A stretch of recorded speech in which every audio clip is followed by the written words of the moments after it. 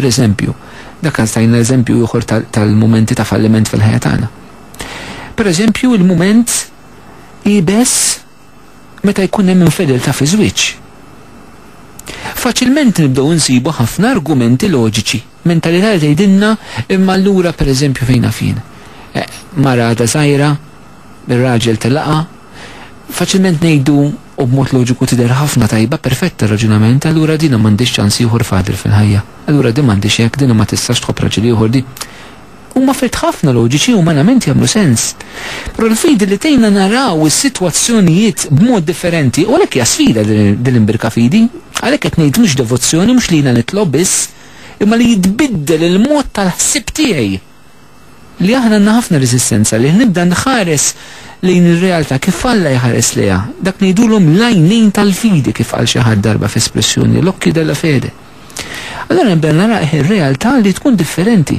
Ir-realtà li anke kemm tradiment fi żwieġ il-maħfra tibqa' bħala possibilità.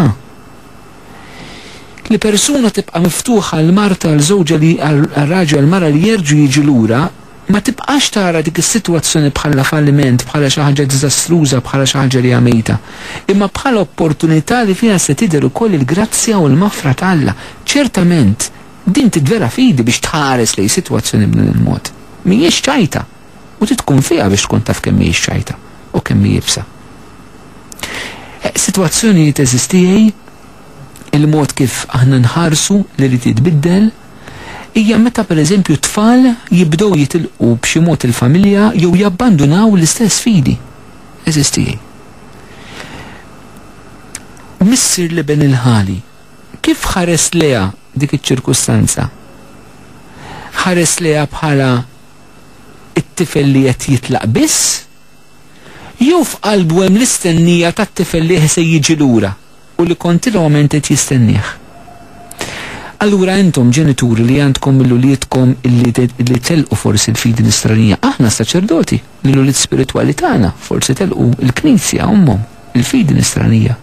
Qegħdin nħarsu biss lejn din is-sitwazzjoni ta' nies li qed jitilqu, jew il-fidi tagħna qed tgħinna nħarsu lejn din iċ-ċirkustanza wkoll fil-possibilità li daw jiġu lura u naraw kif Alla qiegħed qed jaħdem flok nibqu nidew u ninkwitaw bis-sitwazzjoni ta' nies li qegħdin jitilqu l-Knisja. Rak il-fidi tgħin iktar biċ-ċara ir-realtajiet b'mod differenti. Ċertament għal uħud meta tibda tirraġuna b'mod differenti jibdew jarawk stramp u jibdulek tgħix fl-arja u jgħidulek ma tgħix f'dinja għax il-fidi hekk jarawha. Ovvjament għax qegħdin jaraw affarijiet li huma mhumiex jaraw u inti qed tarahom għax qed tarahom bl-għajnejn tal-fidi. M'intix tarahom b'mod ieħor. Per eżempju, fiex qed ngħid li l-fidi tagħna għandha bżonn tibdel il-mentalità tagħna. Sfortunatament u ta' min jikkundannah, f'Malta qed jeħtlu elementi u raġunamenti ta' razziżmu. Allura se persuni li jitkellmulek b'mod xejn isran u xejn uman fuq persuni li għedinaw Malta li aħna nsejħulhom immigranti illegali, nsejħulhom refuġjati, ċertament mhux qed noffri xi soluzzjoni fuq dil-kwistjoni, imma qed ngħid il-mentalità tagħna.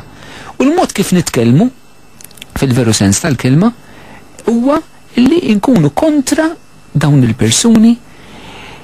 Il-mentalità tal-fidi eżistijaj tejna naraw din iċ-ċirkustanza b'mod differenti.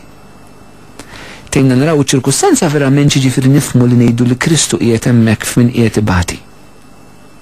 U tejna naraw anke aħna kif nistgħu nagħtu tweġiba aktar milli nagħtu kundanna u nfarfru jdejna mis-sitwazzjonijiet. Imma żgur li ma neħtlux f'elementi ta' razziżmu, kliem li jġib mibeda, kliem li jinsulta l-persuni li huma ta' kulur differenti minna. Meta tibdel il-mentalità tiegħek frott il-fidi u nixtieq nagħmel enfasi li l-fidi għandha din il-qawwa li tbiddel il-mentalità tagħna u jeħtieġ li titbiddel fuq diversi livelli fil-ħajja tagħna. Għaliex jekk aħna eżistijej maħnis se nħallu li l-fidi tmiss ir-raġunar tagħna, imma l-mod kif nirraġunaw ħanamluh b'mod differenti minn dik li l-fidi tagħna, allura aħna ħankunu persuni mifrudin fina nfusna, ma se nkunu persuni sħaħ. U din hija firda bejn il-fidi u l-mentalità illi llum il-ġurnata eżistijej qegħdin inbagħtu ħafna biha. Dina toħroġ anke ma ċirkuntant intaqa' ma' nies li jgħidulek jiena nemmen f'Ġesu, nemmen f'Alla, ma mbagħad il-mod kif jirraġunaw għadu ma jirriflettix il-mentalità tal-Vanġelu. Per eżempju għadna nirraġunaw il-impattuwa. Tpattija. Xi ħadd għamillek xi ħaġa ħaqqu. Għajna lajn, sinna b'sinna. Imma il-mentalità li tiġi mill-fidi tal-maħfra għadha ma tbidlitx fija. Allura nista' mmur il-knisja nista' mmur nitqarben imma moħħi għadu ma tbidilx. Il-moħħ tiegħi għadu moħħ ta' bniedem ħażin. Moħħ ta' bniedem li għadu ma ltaqax ma' Kristu. Fil-waqt li jiena nista' mmur il-knisja u qed ngħidlek nintaqa' ma' Ġesu, il-moħħ tiegħi għadu ma tbidilx. Ir-raġunament tiegħi għadu antik. Ir-raġunament tiegħi mhuwiex Nisrani. Ir-raġunament tiegħek mhuwiex Kristjan. Ir-raġunament tiegħek mhuwiex mimli bl-Ispirtu Santu. Iġġeddu fil-fema tagħkom jgħidilna San Pawl f'waħda mill-ittri tiegħu. Li nibdlu letteralment il-mentalità tagħna. Hija sfida kbira eżisti bħalma Ġesu quddiem il-mewt ta' din it-tifla għalilhom dik mhix mejta riqda. U n-nies bir-raġun kollu daħqu bih għax in-nies rawha mejta. Imma Ġesu kien qed jara s-sitwazzjoni b'mod differenti, ma rejx mejta, ra riqda. U allura eżistijej, xi drabi aħna jista' jiġrilna jekk aħna ma nibdlux il-mentalità tagħna, nistgħu nkunu qrib Ġesu kif dawn in-nies kienu qrib Ġesu. Però jista' jiġrilna li aħna niddieħku balla. Li aħna niddieħku bih kif dawn in-nies daħku bih. Però eżistijej jkunu konxi li dawn in-nies kellhom prezz anka xi jħallsu mingħand Kristu. Ġesu tefaħħom il-barra. Ġesu juri l-glorja tiegħu billi jagħti l-ħajja l din it-tifla mejta u dawn ma jħallihomx jaraw din l-azzjoni tiegħu. Jibathom il-barra għax dawn iddiħku bih għax daw baqgħu sal-aħħar ma ridux jaraw ir-realtà kif Kristu kien taħares liha. Ma ridux jikkonvertu fil-mentalità tagħhom, fil-mod kif jaħsbu, fil-mod kif jirraġunaw. U eżistijej, dan huwa l-infern. Li jekk inti twebbes moħħok sal-aħħar tal-mewt tiegħek li ma tix tirraġuna kif għal raġuna, il-mulej jista' jitfek il-barra li ma tarax il-glorja tiegħu għal dejjem dik il-ġenna, li tara l-glorja tal għal dejjem. Ġesu jitfaħħom il-barra fil-veru sens tal-kelma. U allura din hija serja eżistijej li ma nserħux moħħna sempliċiment li aħna u hija jiena nitlob imma qed tibdel il-mentalità tiegħek. Il-mod kif inti tirraġuna. Pereżempju il-mod kif inti tirraġuna fuq ix-xogħol.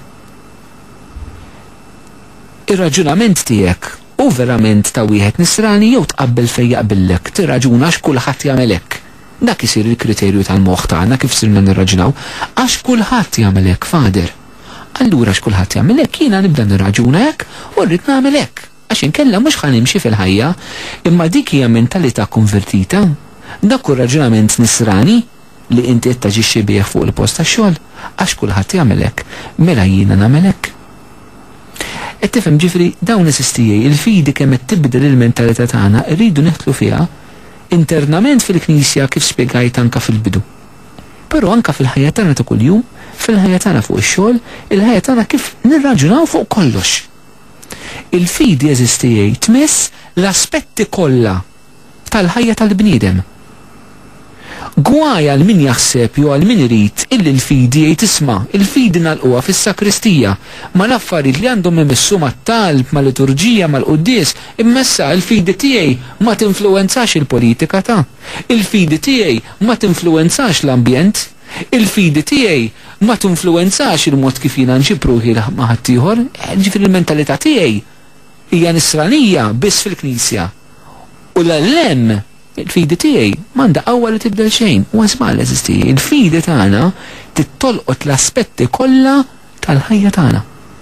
M'hemmx aspett wieħed li aħna ma nistgħux narawh u li m'għandniex narawh bl-għajnejn tal-fidi. Nixtieqkom illum kull wieħed waħda minna nagħmlu verament minn qalbna dan l-eżami tal-kuxjenza.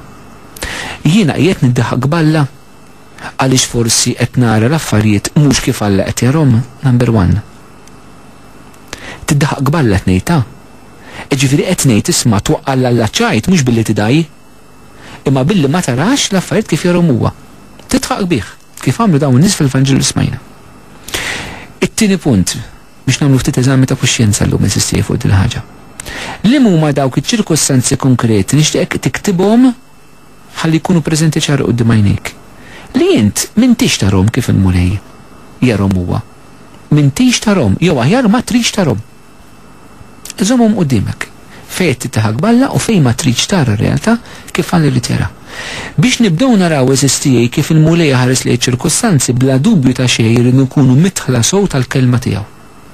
Għaliex aħna kif Alla jħares li r-realtà tal-bniedem irridu narawha mill-lenti tal-kelma ta' Alla, mhux minn dak li nħossin, mhux minn dak li naħseb jien, mhux kif jidher lili, mhux kif jaqbel lili, imma kif il-mulej urini fil-kelma tiegħu u kif jibqa' jfissirili fit-talim tal-Knisja, ma speċjali permezz tal-Papa u l-Isqit u s-saċerdoti moqdim miegħu. U allura importanti jesisti illi biex jinnitbiddel f'din il-mentalità li tkun mitħla sew ta' din il-kelma ta' Alla. Ma nistax nippretendi nibda nħares lejn ir-realtà kif Alla jħares liha jekk mhux mid-dawl min-nuċċjali tal-Bibja